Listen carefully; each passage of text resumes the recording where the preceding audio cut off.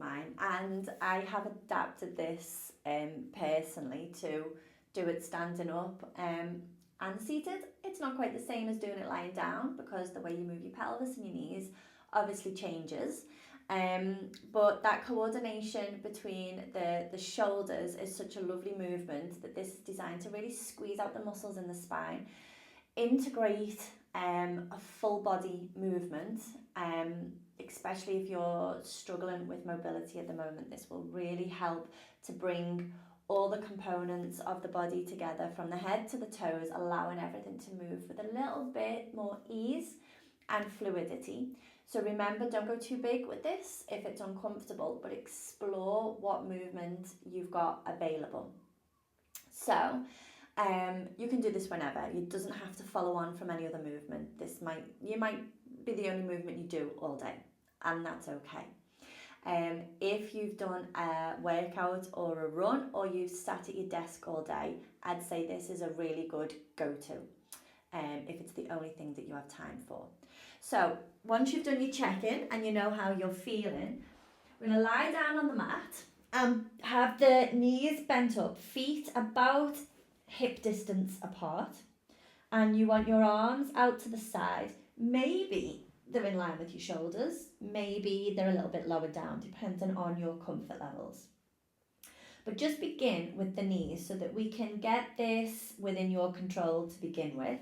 So we're going to tip both knees over to one side. I'm going to start to the right, and they kind of go more down than over, so that the knees are pointing more downwards, and that allows you to do the movement by using the oblique in the waist, and that means that you're not pulling on your lower back, so that as you lift the knees up, you can feel how you roll on the pelvis, tipping the weight back evenly across the whole pelvis, and then try lowering them down to the other side.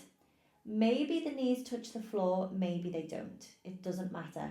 Just let this movement happen and feel that it's coming from the sides of the body so that you don't hurt your back, and you find as much ease as you can as you just allow those knees to go side to side, wherever that level may be.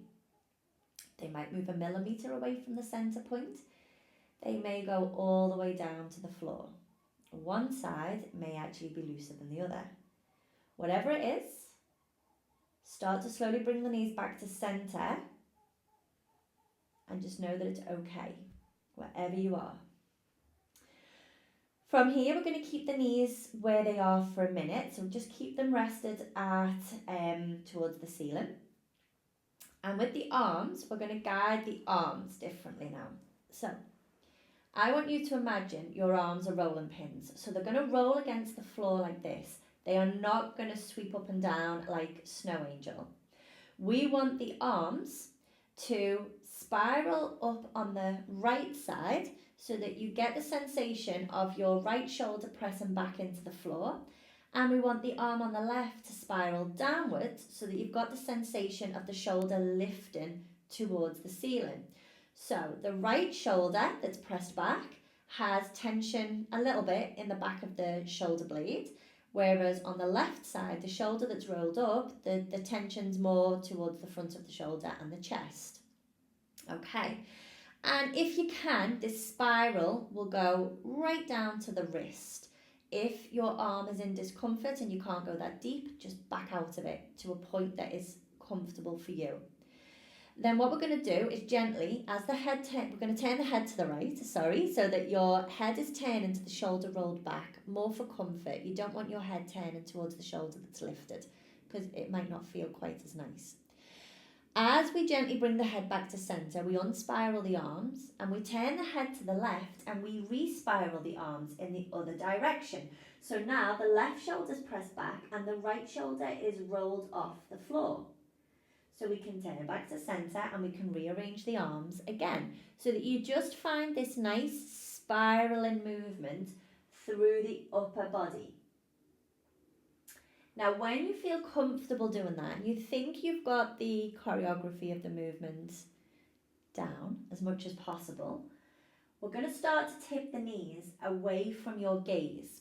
So if your head is looking to the right and your right shoulder's pressed back, left shoulder lifted, let the knees tip in the direction of that lifted shoulder. Remember to send them down and notice that you create a nice big twist through the torso.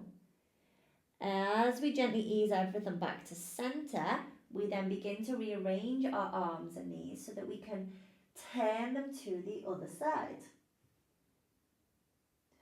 And then we pick them back up and we just keep gently taking this from one side to the other. Noticing that the movement is coming through the ribs and the waist. The lower back should be quite effortless. It's involved because it's lifting, but there shouldn't be any strain or tension being put through the back, the lower back. But you will feel a nice twist happening through the spine, all the way into the neck, allowing the shoulders to roll, allowing the chest to move along, allowing the tummy to just breathe and move. And don't forget to breathe yourself as you're doing this. I personally like to inhale and lower the arms and lower the knees down, and exhale, pick the knees back up. And then when you've done enough, just gently bring yourself back up to the center and lengthen out so that you can check in. Bring the arms back down by your sides. Let the legs go nice and long. Notice how that feels. And then if I bring myself up to seated, I'd like to just show you from a cross-leg position. You could do this from your desk chair. You could do it when you're driving in your car seat as well. But if you were to just let your arms kind of be floppy alongside the body, using that same spiraling and turning the head to the shoulder that presses back again, you can gently do this from a seated position.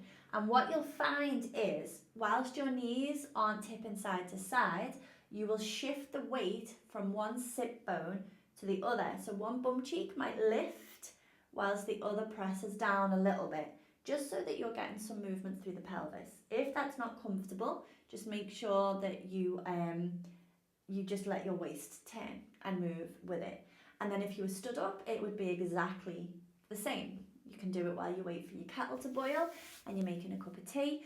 You can do it while you're just stood. You might want to put the iron down if you're doing something that's challenging your shoulder or your arm a little bit. You can, if you're ironing or whatever, put the item down that's causing the challenge and just twist the shoulders out a little bit and bring yourself back to stillness and see how that feels.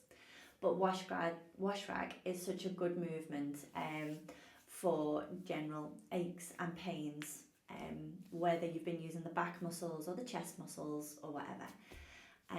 Have fun exploring, and I hope you enjoy.